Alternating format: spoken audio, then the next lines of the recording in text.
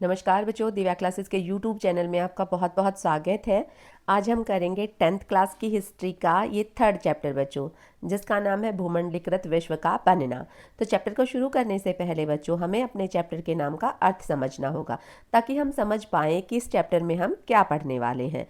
तो भूमंडलीकृत का अर्थ होता है बच्चों विश्व स्तर पर सभी देशों का आपस में जुड़ना, चाहे वो आर्थिक रूप से जुड़े, राजनीतिक रूप से जुड़े या सामाजिक रूप से जुड़े। इसका मतलब है सरल शब्दों में बच्चों कि एक देश दूसरे देश पर किस तरह से डिपेंड हो गए हैं, कैसे सभी देश आपस में जुड़ गए हैं, एक दूसरे पर डिपेंड रहने लगे हैं, निर्भर रहने लगे हैं। तो ये हमें इस चैप्टर में पढ़ना है बच्चों। ऐसे क्या क्या बदलाव आए अतीत से लेके आज तक कि जो दुनिया है वो इतनी निर्भर हो गई है एक दूसरे पर। पूरे सभी देशों का ग्लोबलाइजेशन हो चुका है, यानी कि वैश्विक स्तर पर आपस में जुड़ गए हैं। तो आधुनिक युग से पहले ऐसी क्या बदलाव आए, ऐसे क्या चेंजेस आए जिससे हमारा जो समाज है, आज का जो आधुनिक समाज है, वो इस तरह से बन गया है कि हम अपने घरों में बैठे हुए ही एक छोटे से सेल फोन से ही पता लगा लेते हैं कि किसी देश में, किसी दूसरे देश में कौन सी गतिविधियां हो रही हैं, क्या एक्टिविटीज़ हो रही हैं। तो उनका हम पता घर बैठे ही लगा सकते हैं। तो पहले के समय में तो ऐसा नहीं था बच्चों। पहले के समय में तो बिजली का आविष्कार भी नहीं हो पाया था। तो ऐसे क्या धीरे धीरे बदलाव आए कि आज जो समाज हमारा है, आधुनिक समाज, वो ऐसा बन गया है। तो भूमंडलीकरण की जब हम बात करते हैं बच्चों, तो आमतौर पर हम एक ऐसी आर्थिक प्रणाली की बात करते हैं जिसमें वस्तुओं का, श्रम का, पूंजी का, विचारों का और लोगों का विश्व स्तर पर आवाजाही हो जाती है। एक स्थान से दूसरे स्थान पर ये चीज़ें आती हैं, चाहे वस्तु हो, मेहनत हो जिसको श्रम कहा जाता है, पूंजी हो, विचार हो, लोग हों। तो आवाजाही का ये इतिहास बना, और ये इतिहास बहुत लंबा और जटिल है बच्चों। इतिहास के हर दौर में बच्चों मानव जो समाज है वो एक दूसरे के संपर्क में रहे हैं, एक दूसरे के टच में रहे हैं। और प्राचीन काल से ही व्यापारी, यात्री, पुजारी और खोजकर्ता जो होते थे, वे नए नए क्षेत्रों में जाकर व्यापार करते थे, ज्ञान प्राप्त करते थे, अपने धर्म का प्रचार करते थे, और जाने अनजाने वो अपने क्षेत्र की बीमारियां भी वहाँ पे ले जाते थे। ये वस्तुएं, मूल्य, कौशल, विचार, यहाँ तक कि फसलें और अपने देश के जो जानवर हैं उनको भी अपने साथ ले जाते थे। तो 3000 साल पहले से बच्चों समुद्री तटों के द्वारा व्यापार होता था। दक्षिण पूर्व एशिया के साथ संपर्क में बना हुआ था। मध्य एशिया के रास्ते से रेशम चीन से फारस और फिर उससे भी आगे यूरोप तक जाता था। अफ्रीका और एशिया के बीच जो व्यापार है वो काफ़ी पुराना है बच्चों। अगला टॉपिक है बच्चों हमारा रेशम मार्ग। बहुत इंपॉर्टेंट टॉपिक है ये, सिल्क रूट इसको कहा जाता है। तो रेशम मार्ग, सिल्क रूट, वे व्यापारिक रास्ते थे बच्चों जो पूर्वी एशिया से पश्चिमी एशिया तक फैले हुए थे, और फिर भी ये यूरोप तक जाते थे। ये रेशम मार्ग कोई एक रास्ता नहीं था बच्चों, ये रास्तों की श्रृंखला थी जिसमें कई सारे रास्ते आते थे। इनको कहा जाता है रेशम मार्ग। ये मार्ग हजारों सालों से अस्तित्व में है। हजारों सालों से लोग, सभी देशों के लोग इनका इस्तेमाल करते रहे हैं, और इनके जरिए बच्चों वस्तुएं, विचार, धर्म, संस्कृति एक क्षेत्र से दूसरे क्षेत्र तक आती जाती रही है। रेशम मार्ग का नाम रेशम मार्ग क्यों पड़ा बच्चों, ये कई बार आपसे एग्जाम में पूछा जाता है। तो रेशम मार्ग का नाम चीन से निकलने वाले कीमती रेशम के कारण पड़ा था बच्चों, और इन रास्तों से होकर ही रेशम जो था वो फारस, मध्य एशिया और फिर यूरोप तक पहुंचाया जाता था। लेकिन रेशम ही एकमात्र ऐसी वस्तु नहीं थी बच्चों जो इस रास्ते से जाती थी। ये जो रेशम मार्ग है, इसका एक रास्ता भारत से होकर भी जाता था, जिससे भारत के भी, भारतीय जो मसाले होते थे, कपड़े, औषधियाँ, कीमती पत्थर जैसे हीरे मोती, ये भी रोमन साम्राज्य यानी यूरोप तक ले जाए जाते थे इन्हीं रास्तों से। तो इन मार्गों का उपयोग सिर्फ व्यापार के लिए नहीं होता था बच्चों, बल्कि संस्कृति और धार्मिक प्रचार के लिए भी किया जाता था। जैसे बौद्ध भिक्षुक चीन से मध्य एशिया में बौद्ध धर्म का प्रसार करने के लिए इन्हीं रास्तों से आए थे। ईसाई मिशनरी, इस्लामी प्रचारक, वो भी अपने धर्मों को फैलाने के लिए इन्हीं रास्तों से आया करते थे। रेशम मार्ग प्राचीन विश्व की सबसे पहली वैश्विक प्रणाली, ग्लोबल सिस्टम का संकेत देता है। इतिहासकारों की माने तो इन मार्गों से यात्रा करने वाले लोग सिर्फ व्यापारी नहीं होते थे बच्चों, बल्कि उनके साथ उनके विचार, उनकी तकनीक यानी टेक्नोलॉजी और उनकी जीवन शैली भी एक क्षेत्र से दूसरे क्षेत्र में वाहन करती थी, वाहक होती थी। और इस प्रकार रेशम मार्ग जो है वो संपर्क का, परिवर्तन का और विकास का सेतु यानी कि बांध बन गया था। इसने वैश्वीकरण में बहुत योगदान दिया, रेशम मार्ग ने। अगला टॉपिक है बच्चों हमारी भोजन की यात्रा। तो इस भूमंडलीकरण में केवल व्यापार ही नहीं होता था बच्चों, केवल तकनीक ही का आदान प्रदान नहीं होता था, बल्कि हमारा भोजन भी बहुत अहम भूमिका इसमें निभा रहा था, जो एक क्षेत्र से दूसरे क्षेत्र में संस्कृति के वाहक की तरह यात्रा करता रहा है। बहुत सारे खाद्य पदार्थ है बच्चों जो आज किसी एक क्षेत्र की पहचान माने जाते हैं, लेकिन वास्तव में उनका इतिहास ढूंढा जाए तो वो उस क्षेत्र के थे ही नहीं, वो कभी वहाँ पैदा ही नहीं हुए थे। जैसे स्पेगेटी आज इटली की पहचान है, लेकिन ऐसा माना जाता है कि इसका जो जन्म है वो चीन के नूडल से हुआ है बच्चों, और चीन से नूडल पश्चिम में पहुंचे और वहीं से इटली में स्पेगेटी की शुरुआत हुई थी। इसी तरह से देखें बच्चों तो जैसे लहसुन, मिर्च, टमाटर, आलू, मकई, चॉकलेट, तंबाकू हमारे देश में और दुनिया के सभी देशों में इनका इस्तेमाल किया जाता है, लेकिन वास्तव में ये भारत में नहीं पैदा होते थे। ये पुर्तगाली व्यापारी भारत में लेकर आए थे। और इन खाद्य वस्तुओं की यात्रा न केवल लोगों के खाने पीने की आदतों को बदला बच्चों, बल्कि इसने कृषि, खेती बाड़ी और देशों की अर्थव्यवस्था को भी प्रभावित किया। उदाहरण के लिए देखें तो आलू को पहले यूरोप में नहीं जाना जाता था, ये दक्षिणी अमेरिका से यूरोप पहुंचा था बच्चों, पुर्तगाली इसको लेकर आए थे और इसने कृषि अर्थव्यवस्था में क्रांतिकारी बहुत बड़े बड़े बदलाव ला दिए। जैसे आलू जैसे खाद्य पदार्थ ने बच्चों जो गरीब किसान होते थे, जो श्रमिक वर्ग होता था, मजदूरी करता था, बहुत कम पैसे उनको मिलते थे, तो इस आलू ने उनको भी सस्ती और भरपूर ऊर्जा दी थी बच्चों। एनर्जी का सोर्स ये आलू उनके लिए बन गया था। तो भोजन ने भी वैश्वीकरण में बहुत अहम भूमिका निभाई है बच्चों। अब बारी है कि विजय, बीमारी और व्यापारों ने किस तरह से वैश्वीकरण में योगदान दिया।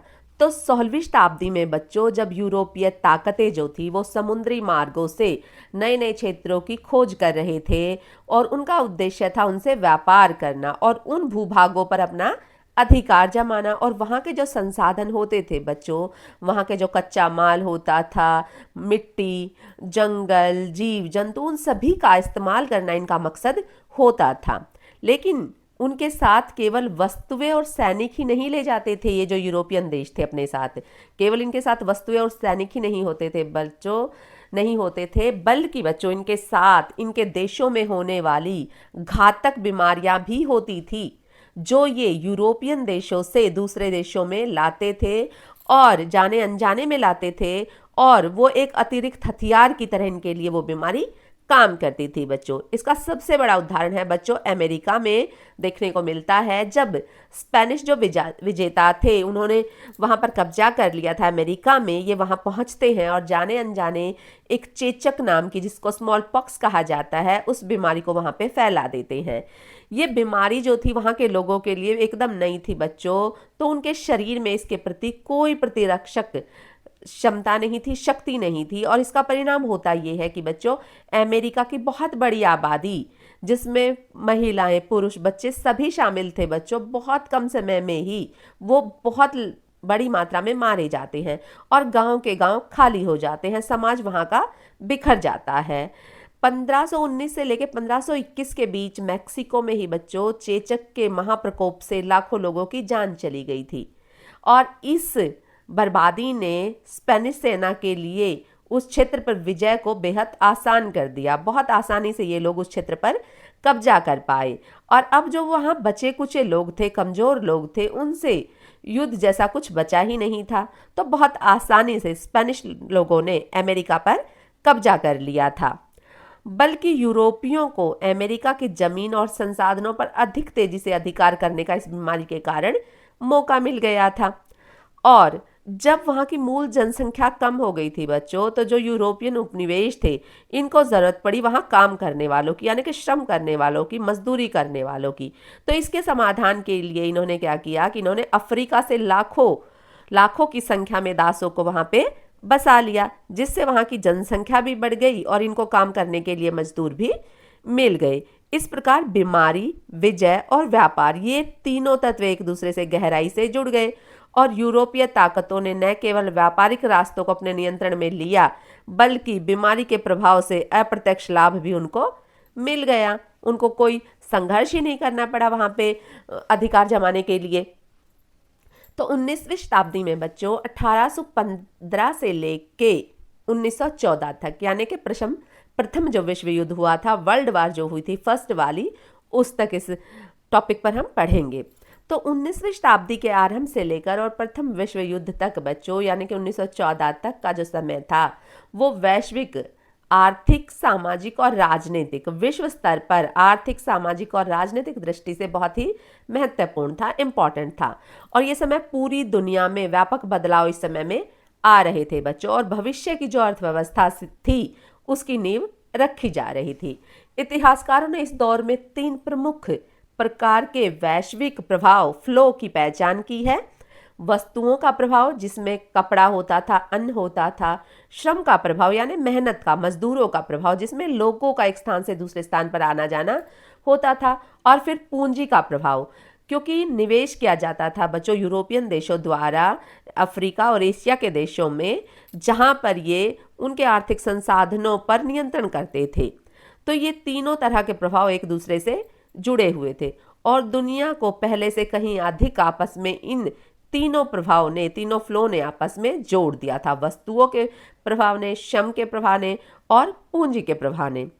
इस दौर में वस्तुओं के आदान प्रदान की रफ्तार काफी तेज हो गई थी बच्चों। यूरोपीय देशों में भोजन की मांग तेजी से बढ़ी थी, जिससे विशेषकर उन देशों में जहां पे शहर बसाए गए थे बहुत बड़े बड़े, और उद्योग धंधे, फैक्ट्रियां वहां पे खोल दी गई थी, जिससे शहर बढ़ने लगे थे और लोगों का जो जीवन शैली है, जीवन जीने का जो तरीका है, वो बदलने लगा था। खाने पीने की आदतें बदलने लगी थी और उन्होंने अपनी खाद्य ज़रूरतों को, क्योंकि लोग ज़्यादा बढ़ गए थे बच्चों, तो खाने पीने की चीज़ों की भी डिमांड ज़्यादा बढ़ गई थी, तो दूसरे देशों पर ये लोग निर्भर रहने लगे थे। और यही कारण था कि खेती और कृषि उत्पादन को वैश्विक बाजार से, विश्व के बाजारों से इनको जोड़ दिया गया था बच्चों। तो इस तरह ज़रूरत को पूरा करने के लिए ब्रिटिश सरकार ने, इस तरह की ज़रूरतों को पूरा करने के लिए जो ब्रिटिश सरकार थी, उसने जो उपनिवेश थे इनके, जैसे भारत हो गया, मिस्र हो गया, श्रीलंका हो गया, ये जो उपनिवेश थे बच्चों, इनके संसाधनों पर, इनकी भूमि पर इन्होंने पूरा नियंत्रण करना शुरू कर दिया। और उदाहरण के तौर पर देखें तो भारत और मिस्र जैसे देशों में सरकारों ने किसानों को विशेष फसलें उगाने के लिए मजबूर किया बच्चों, जैसे नील और कपास की, क्योंकि इन चीज़ों से, इन कच्चे मालों से ये तैयार माल अपने देश में बनाते थे। तो यहाँ के किसानों को मजबूर किया गया कि वो नील ही उगाएं, कपास ही उगाएं। ब्रिटेन ने एक कॉर्न लॉ, ये कानून था बच्चों, जो ब्रिटेन की सरकार ने अपने, जो उनके घरेलू किसान होते थे, स्थानीय जो वहाँ के किसान होते थे ब्रिटेन के, उनके हित में लगाया था, और जिससे के माध्यम से जो किसान थे उनको लाभ पहुंचाने के लिए, यानी कि यहाँ पे लोगों की संख्या बहुत ज़्यादा हो गई थी और अनाज की डिमांड बढ़ने लगी थी, तो जो अनाज दूसरे देशों से ब्रिटेन में जाता था बच्चों, उस पर ये लॉ, कॉर्न लॉ लागू कर दिया गया था, ताकि ये जो इनके देश के जो किसान हैं उनकी ये मदद कर सके। उनके हित में इन्होंने ये कानून बनाया था। जो आयातित अनाज था बच्चों, उसकी कीमतें बढ़ जाएंगी और उसको कोई नहीं खरीदेगा, तो जो ब्रिटिश किसानों का अनाज था उसी को खरीदना पड़ेगा, तो जिससे वो महंगा मिलता था।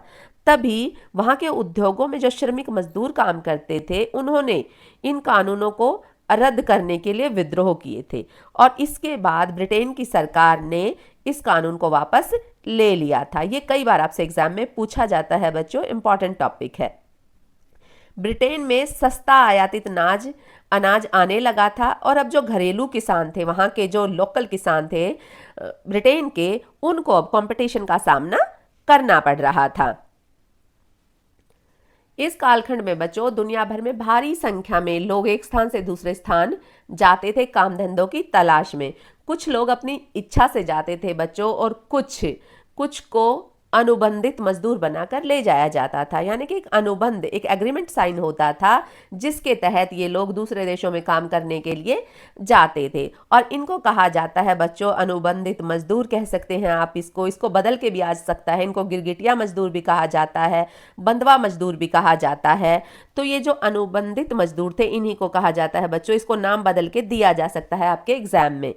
तो गिरगिटिया मजदूर और दास, बंधवा मजदूर, इन्हीं लोगों को कहा जाता था। और लाखों लोग भारत, चीन, अफ्रीका से अमेरिका, कैरेबियन, मलेशिया, मॉरिशस ऐसे क्षेत्रों में ले जाए जाते थे और वहाँ पर इनसे खेतों में, और जो रेलवे परियोजनाएं उस समय शुरू हो गई थी, सभी देशों में रेलवे परियोजनाओं का काम शुरू हो गया था, तो उनमें काम करने के लिए इन मजदूरों को ले जाया जाता था। इस पूरे वैश्विक परिवर्तन को चलाने और नियंत्रण करने के लिए पूंजी का प्रभाव यानी कि धन की आवश्यकता होती थी बच्चों। ब्रिटेन जैसे देश दूसरे देशों में बड़ी मात्रा में निवेश करने लगे थे, जैसे कि रेलवे लाइन को बिछाना, खानों का वहाँ पे जो ज़मीन खोद कर कोयला वगैरह निकाला जाता है बच्चों, उनको कहा जाता है खाने। और बैंकों का भी इन लोगों ने बैंकों में भी निवेश करना शुरू कर दिया था। तो इस निवेश ने औद्योगिक विस्तार को तो बढ़ावा दिया ही था, और उपनिवेशों में यूरोपीय जो नियंत्रण थे बच्चों उनको भी इन लोगों ने और ज़्यादा मजबूत कर लिया था। अपनी पकड़ वहाँ उन देशों पर और ज़्यादा गहरी कर ली थी। और इस प्रकार 1815 से लेकर 1914 के बीच 19वीं शताब्दी के वैश्विक परस्पर निर्भरता और अंतर संबंधों का ये युग बन गया था बच्चों। लोग कहीं ज़्यादा एक दूसरे के करीब आ गए थे। लेकिन इस वैश्वीकरण का जो प्रभाव था वो सभी पर एक जैसा नहीं था बच्चों। जहाँ कुछ लोगों को लाभ मिल रहा था, वहीं कुछ लोगों को गरीबी, विस्थापन और शोषण का सामना भी करना पड़ रहा था। विस्थापन होता है बच्चों, मान लीजिए कोई व्यक्ति इस क्षेत्र में रहता है और उसको वहाँ से निकाल के मजदूरी करने के लिए किसी दूसरी देश में ले जाया जाता है और वहाँ को उनको स्थापित कर दिया जाता है कि अब आप यहाँ मजदूरी करेंगे, यहीं रहेंगे। तो इसको कहा जाता है बच्चों विस्थापन, और शोषण का सामना भी करना पड़ा था। अगला टॉपिक है बच्चों विश्व अर्थव्यवस्था का उदय। तो विश्व की जो अर्थव्यवस्था है उसका उदय कैसे हुआ बच्चों?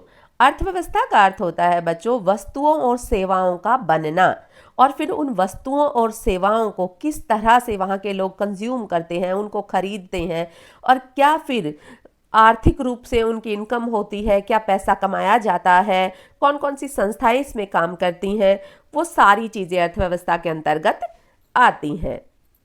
तो विश्व अर्थव्यवस्था का वास्तविक उदय बच्चों 19वीं शताब्दी में ही दिखाई देने लगा था। जैसे जैसे उद्योग, कृषि, परिवहन, संचार, इन सारी टेक्नोलॉजी का डेवलपमेंट हुआ था, तो वैसे वैसे अर्थव्यवस्था का भी उदय हो रहा था और वस्तुओं को एक स्थान से दूसरे स्थान तक ले जाया जाना अधिक तेज और आसान हो गया था, क्योंकि परिवहन आ गया था बच्चों, जिससे वस्तुओं को एक स्थान से दूसरे स्थान पर ले जाना आसान हो गया था। इससे दुनिया के अलग अलग क्षेत्रों के बीच व्यापारिक संबंधों का विस्तार हुआ था और एक अंतरराष्ट्रीय यानी कि जब बहुत सारे देश आपस में जुड़ जाएं, अंतरराष्ट्रीय आर्थिक प्रणाली का निर्माण हुआ था। सभी देश व्यापार के माध्यम से, अर्थव्यवस्था के माध्यम से आपस में जुड़ने लगे थे। तो इस वैश्विक अर्थव्यवस्था के केंद्र में मुख्य रूप से यूरोप और अमेरिका जैसे पश्चिमी देश ही शामिल थे बच्चों, जिनके पास तकनीकी नवाचार थे यानी कि टेक्नोलॉजी थी और पैसा था, पूंजी थी। इन देशों ने अपनी आर्थिक आवश्यकताओं को पूरा करने के लिए बच्चों एशिया, अफ्रीका और लैटिन अमेरिका जैसे क्षेत्रों से कच्चा माल मंगवाना शुरू कर दिया और बदले में उन्होंने वहां बने तैयार माल को इन्हीं देशों में निर्यात करना शुरू कर दिया। इन्हीं देशों में वो तैयार माल को और ऊंचे दामों पर बेचते थे और मुनाफा कमाते थे।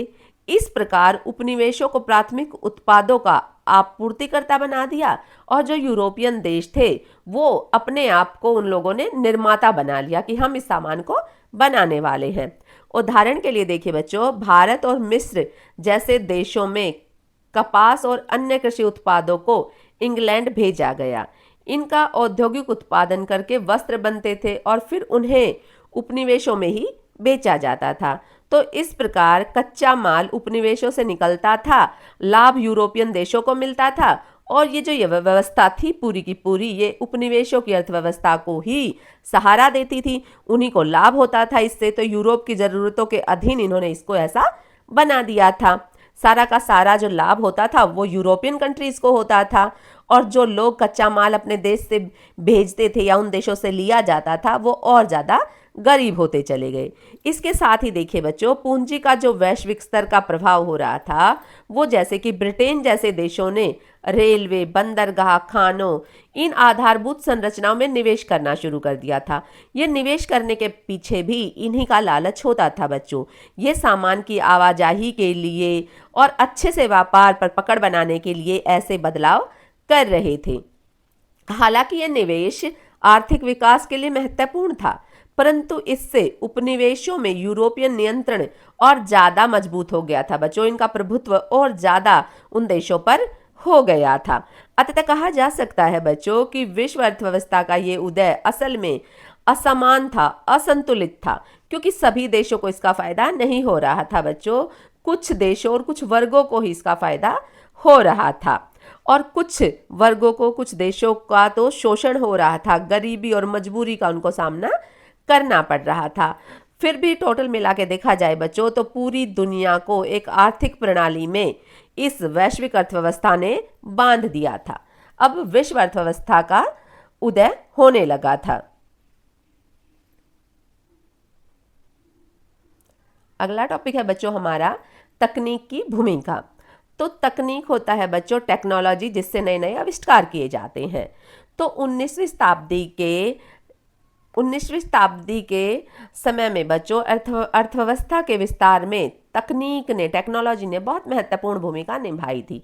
ये वह दौर था जब बच्चों विज्ञान और औद्योगिक प्रगति के चलते, जैसे परिवहन, संचार और उत्पादन के क्षेत्र में बड़े बड़े बदलाव हुए थे, बड़े बड़े आविष्कार हुए थे। और इन तकनीकी बदलाव ने न केवल माल और लोगों की आवाजाही को आसान बनाया था, तेज बनाया था बच्चों, बल्कि वैश्विक व्यापार और पूंजी निवेश को भी इन्होंने गति दी थी। रेलवे, स्टीम इंजन और जहाज़ों की तकनीकी उन्नति ने दूर दराज के क्षेत्रों को एक दूसरे से जोड़ दिया था, क्योंकि आने जाने का जो समय था उसकी बचत होने लगी थी बच्चों, और जो काम महीनों में होता था वो अब कुछ हफ्तों में हो जाता था। और समुद्र के रास्तों से व्यापार करने में जो महीने लगते थे अब वो कुछ ही हफ्तों में होने लगा था। उदाहरण के तौर पर देखें बच्चों तो स्टीम इंजन से चलने वाले जहाज़ों ने एक निश्चित और तेज गति से लंबी दूरी तय करने की सुविधा दी थी। इससे जो व्यापारी थे उनको अधिक माल सुरक्षित वो एक स्थान से दूसरे स्थान पर ले जाते थे, और उनको सस्ता भी पड़ता था। तो ऐसे में रेलवे ने अंदरूनी क्षेत्रों को भी बंदरगाहों और शहरों से जोड़ दिया था। बंदरगाह वो क्षेत्र होते हैं बच्चों जहाँ पे बड़े बड़े समुद्री जहाज, नाव वगैरह के रुकती हैं और वहाँ से सामान को उतारा जाता है, चढ़ाया जाता है। ऐसे क्षेत्रों को बंदरगाह कहते हैं बच्चों, और ये समुद्र के किनारे पर बने होते हैं। तो उदाहरण के लिए भारत में रेलवे नेटवर्क के विस्तार ने ब्रिटिश व्यापार को और बहुत लाभ पहुंचाया। उपनिवेशों में तैयार कच्चे माल को यूरोप तक भेजने में और यूरोपियों के जो उत्पाद थे जो भारत में बेचे जाते थे उनको स्थानीय बाजारों में पहुंचाने में बहुत आसानी हो गई। रेलवे और बंदरगाहों के द्वारा ये सुविधा मिल गई इनको। तो इसके अलावा संचार के क्षेत्र में भी प्रगति हुई बच्चों, डेवलपमेंट हुआ, जैसे टेलीग्राम और अंडरसी केबल्स, समुद्री तारों से देशों के बीच जो सूचनाओं का आदान प्रदान है वो बहुत आसानी से होने लगा था, जिससे जो व्यापारिक निर्णय होते थे बच्चों उससे जल्दी से लिया जा सकता था। एक दूसरे से बातचीत करके, विचारों का आदान प्रदान करके निर्णय आसानी से लिए जा सकते थे, और वैश्विक वित्तीय लेन देन अधिक प्रभावी बन गया था। इस प्रकार तकनीक ने दुनिया को पहले से कहीं ज़्यादा जोड़ दिया था बच्चों एक दूसरे से, और उत्पादन से लेकर उपभोग तक जो चीज़ हम इस्तेमाल करते हैं तो हम उसका उपभोग करते हैं बच्चों, तो उस गति को, उस क्षमता को भी बढ़ा दिया था। विकसित देशों ने इसका भरपूर लाभ उठाया था बच्चों, जबकि उपनिवेशों में इसका उपयोग यूरोपीय शक्तियों के हित में ही होता था। यूरोपियन जो कंट्री थी उन्हीं के फायदे में ये चीज़ें काम आ रही थी बच्चों। 19वीं सदी के आखिर में उपनिवेशवाद, 19वीं सदी जब खत्म हो रही है तो उपनिवेशवाद किस तरह से चल रहा है। 19वीं सदी के उत्तरार्ध में बच्चों उपनिवेशवाद ने एक नई गति और रूप ग्रहण कर लिया था। उपनिवेशवाद होता है बच्चों जब एक शक्तिशाली देश या कुछ शक्तिशाली देश कुछ गरीब देशों पर कब्जा कर लेते हैं, उन पर अपनी कॉलोनी बसा लेते हैं, तो उसी को कहा जाता है बच्चों उपनिवेशवाद। तो एक नई गति और एक नया रूप उपनिवेशवाद ने ले लिया था। इस दौर में यूरोपीय ताकतों का ध्यान केवल व्यापार तक सीमित नहीं रहा था बच्चों, बल्कि वे आर्थिक हितों की पूर्ति के लिए भी दुनिया के अनेक हिस्सों से सीधे राजनीतिक और प्रशासनिक नियंत्रण उन पर करने लगे थे। उनका राजपाट भी जो उपनिवेश देश इन्होंने बना लिए थे बच्चों, उनकी जो राजनीति थी, उनका जो प्रशासन था, कानून व्यवस्था थी, उसको भी अब यूरोपियन देशों ने अपने हाथों में ले लिया। अब केवल ये व्यापार से ही जुड़े नहीं थे बच्चों, उन देशों पर पूरा कब्जा इन लोगों ने कर लिया था और विशेष रूप से एशिया और अफ्रीका के कई हिस्सों में नए क्षेत्रों को उपनिवेश बनाया गया था। पहले से जो मौजूद उपनिवेश थे उनमें सत्ता और शोषण की जड़ें बहुत ज़्यादा गहरी अब इनकी हो गई थी। इस समय वैश्विक व्यापार उत्पादन का केंद्र पश्चिमी यूरोप बन गया था और यूरोपीय देशों ने अपनी औद्योगिक आवश्यकताओं को पूरा करने के लिए उपनिवेशों की जो कृषि होती थी, वहाँ की जो श्रम शक्ति होती थी, जो मजदूर होते थे, और खनिज संसाधनों का बड़े पैमाने पर दोहन करना शुरू कर दिया था। यूरोपीय ताकतों ने अब रेलवे, सड़कें, बंदरगाह जैसी आधारभूत संरचनाओं का विकास भी किया था इन क्षेत्रों में, जो जनसंख्या की भलाई के लिए नहीं था, उपनिवेशों की भलाई के लिए नहीं था, बल्कि उपनिवेशवादी हितों की पूर्ति के लिए था। यानी कि जो यूरोपियन कंट्री थी, ये सभी, चाहे रेल हो, सड़क हो, बंदरगाह हो, इन सब का निर्माण ये अपने हितों के लिए कर रहे थे। इस उपनिवेशवादी विस्तार की एक बड़ी वजह थी आर्थिक प्रतिस्पर्धा, यानी कि कंपटीशन।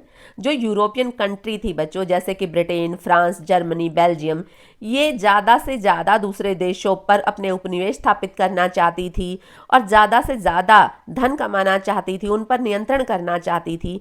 तो इस तरह की इन पश्चिम के देशों में एक दौड़ सी मची हुई थी ज़्यादा से ज़्यादा उपनिवेश बनाने की, और उनका उद्देश्य था ज़्यादा से ज़्यादा वहाँ के संसाधनों पर अधिकार जमाना, वहाँ के बाजारों पर नियंत्रण करना, और रणनीति के रूप, इनकी जो रणनीति थी उसके स्वरूप इन्होंने उन क्षेत्रों पर नियंत्रण भी कर लिया था।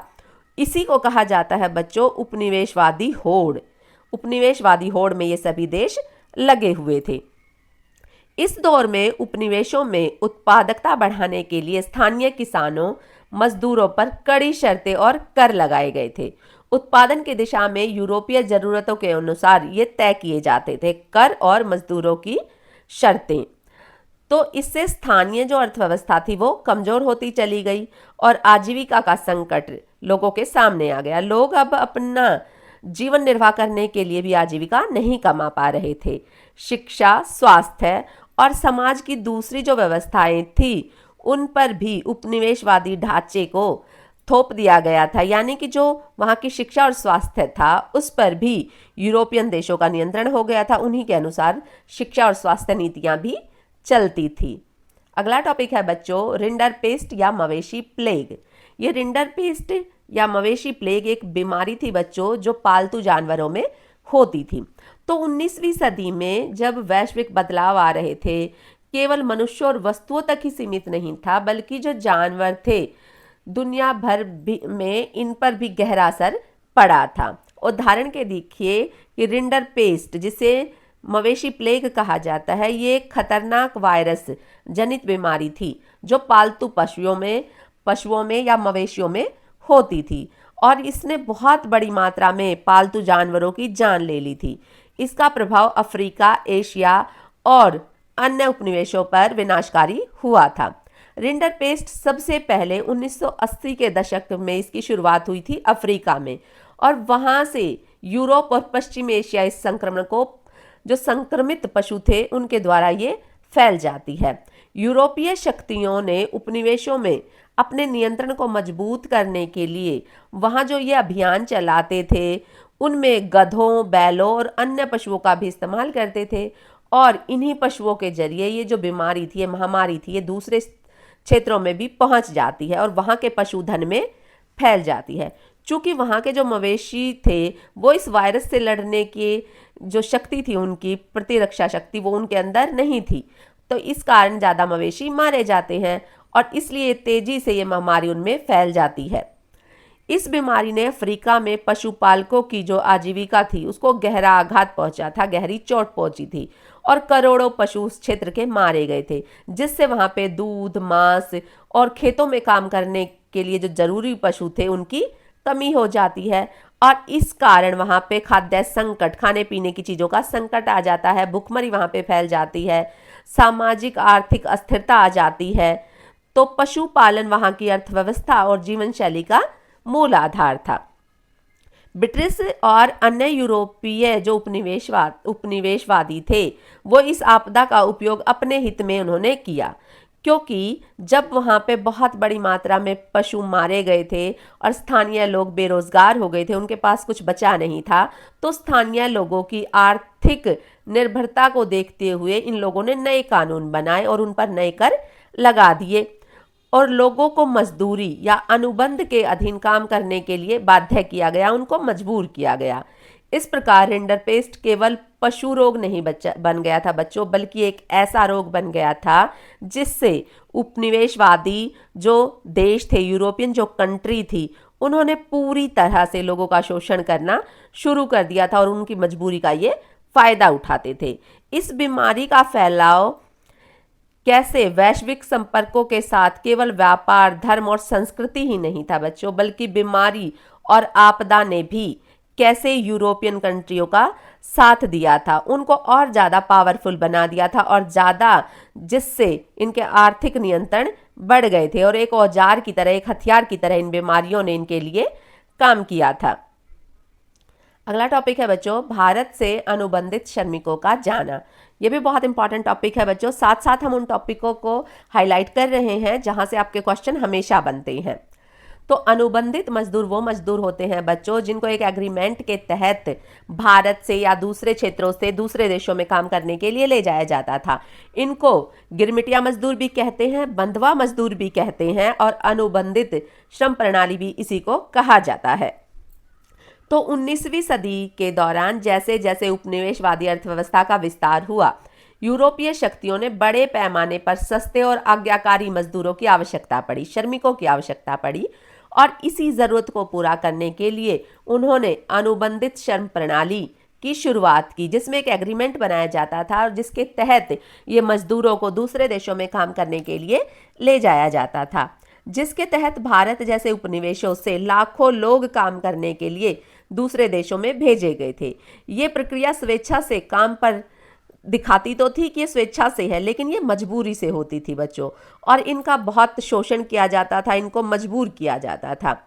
भारत से ये श्रमिक मुख्यतः बिहार, उत्तर प्रदेश, तमिलनाडु, आंध्र प्रदेश जैसे क्षेत्रों से आते थे, क्योंकि ये क्षेत्र ऐसे थे बच्चों जहाँ पे बहुत ज़्यादा अकाल पड़ता था, अत्यधिक कर वहाँ के साहूकार लेते थे, जमींदारी शोषण करती थी वहाँ के किसानों का और कृषि पे भी संकट, कभी बाढ़ कभी सूखा आता ही रहता था। तो ऐसे क्षेत्रों से ये मजदूर जाते थे दूसरे देशों में काम करने के लिए और इन्हीं को कहा जाता था गिरमिटिया मजदूर। कई बार गिरमिटिया मजदूरों की स्थिति पर निबंध आ जाता है या उसकी क्या स्थिति थी ये पूछ लिया जाता है। तो गरीब किसान और श्रमिक जीवन यापन के लिए तैयार किसी भी अवसर को ये लपक लेते थे, क्योंकि इतना ज़्यादा गरीबी और शोषण इन क्षेत्रों में हो रहा था, तो ये किसी भी तरीके से बस अपनी आजीविका कमाना चाहते थे और इन्हीं परिस्थितियों का फायदा उठाते थे यूरोप के लोग, जो झूठे वादों से उनको भ्रमित करके विदेशों में नौकरी दिलाने का लालच उनको देते थे।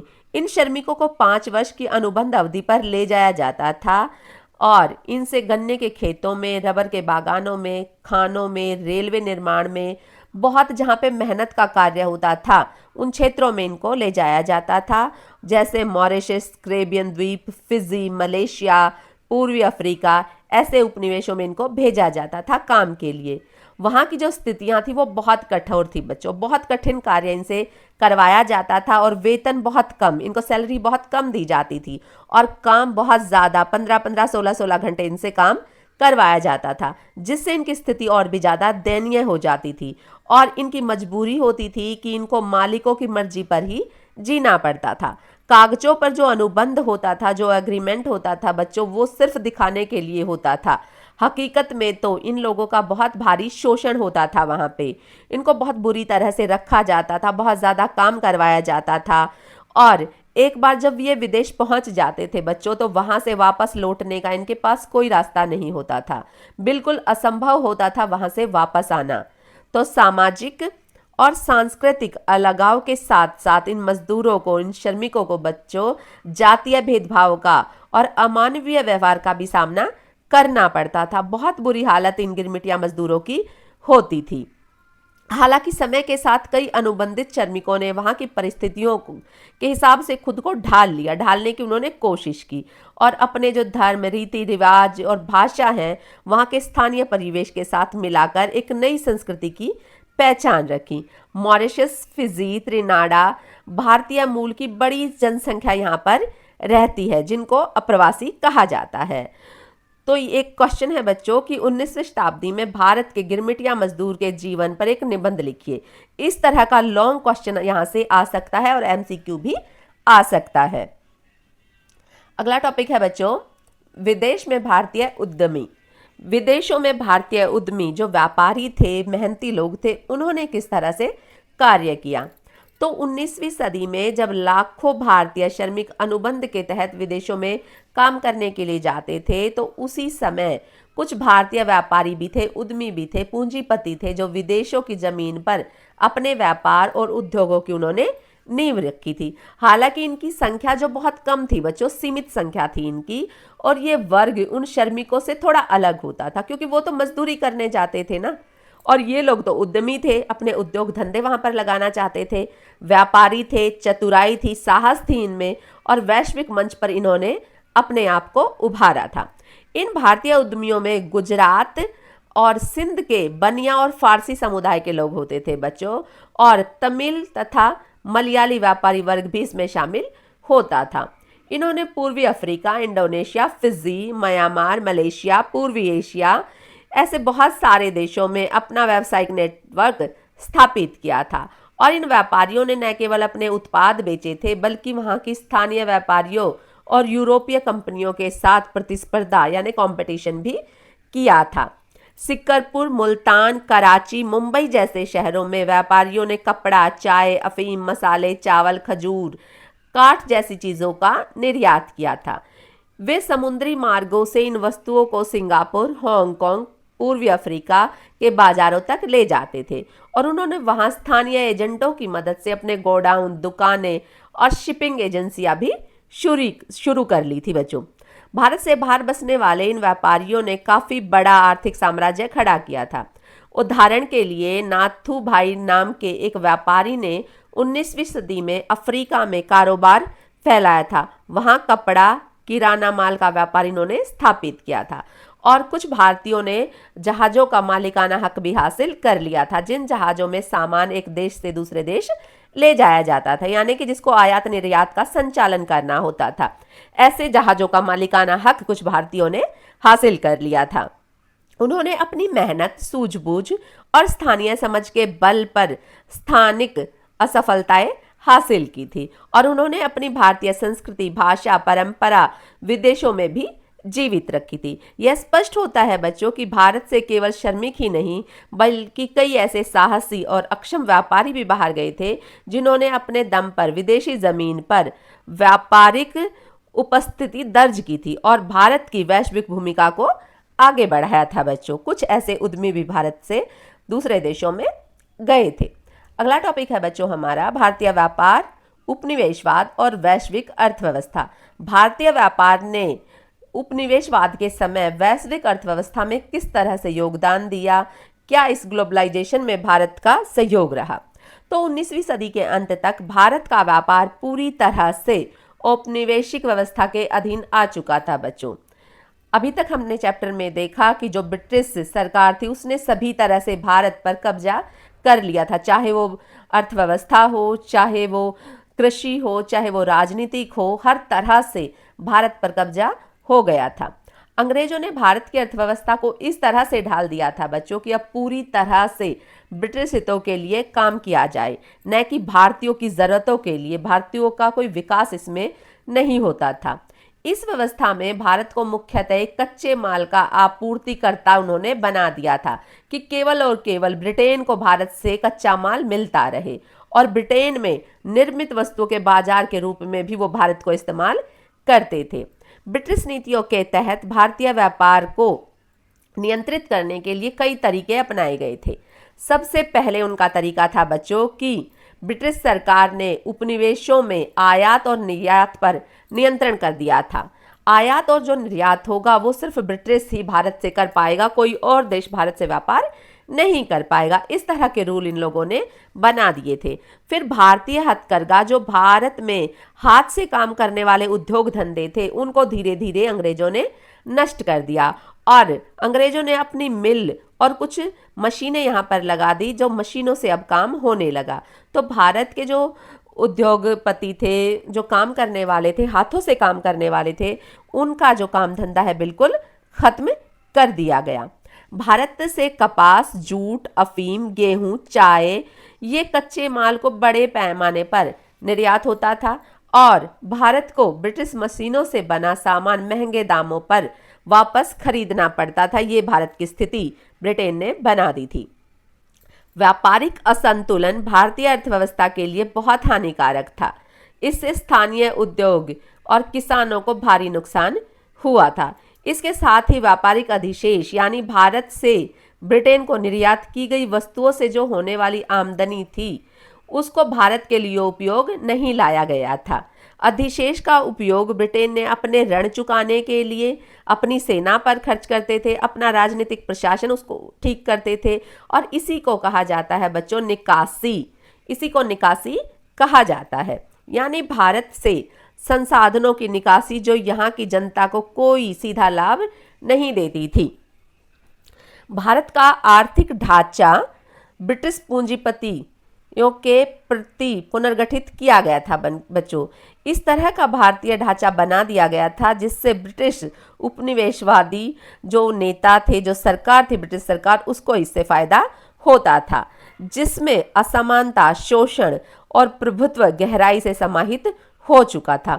इस प्रकार भारतीय व्यापार पर उपनिवेशवाद के नियंत्रण ने भारत को वैश्विक अर्थव्यवस्था के अधीन और निर्भर राष्ट्र बना दिया था। भारत को इतना असहाय कर दिया था इन्होंने कि भारत अब निर्भर राष्ट्र बन गया था, जहां लाभ की धारा केवल एक ही दिशा में बहती थी और वो बहती थी ब्रिटेन की ओर। महायुद्धों के बीच अर्थव्यवस्था 1914 से लेकर 1918 तक होता है बच्चों फर्स्ट वर्ल्ड वॉर, और फिर 1939 से 1945 के बीच होता है सेकंड वर्ल्ड वॉर। ये दो वर्ल्ड वॉर बहुत भयानक हुए थे उस समय, प्रथम विश्व युद्ध और द्वितीय विश्व युद्ध। ये जो समय था बच्चों, ये वैश्विक अर्थव्यवस्था के लिए बहुत खतरनाक था, बहुत चुनौतीपूर्ण था और इसने पूरी अर्थव्यवस्था को हिला दिया था। इस समय दुनिया को आर्थिक मंदी, गिरते हुए उत्पादन, बेरोजगारी, सामाजिक तनाव का सामना करना पड़ रहा था।